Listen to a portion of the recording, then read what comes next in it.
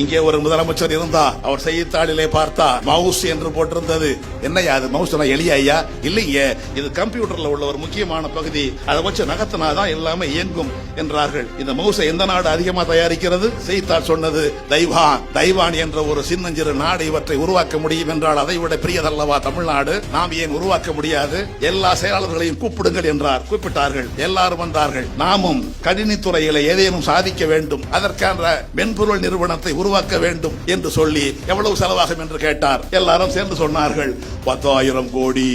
10,000 கோடி கொடுப்பதற்கு எந்த பொதுத்துறை நிறுவனம் முன் வருகிறது என்று ஒவ்வொருவரையாக கேட்டார். நாங்க ஒரு 1000 கோடி, நாங்க ஒரு 50 கோடி, சரிப்படாது, நாங்க ஒரு 200 பொருந்தார். அதிகமா நான் 5000 கோடி கொடுப்பேன்.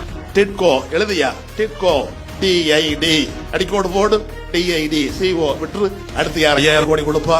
எல்காட் அதை எழுது EL. அந்த TID EL ரெண்டையும் சேர்த்து பேரா வச்சிருங்க, அதான் டைடல் பார்க். இன்றைக்கு அதை அறிவித்தவர் தான் முத்தமிழறிஞர் கலைஞர் அவர்கள்.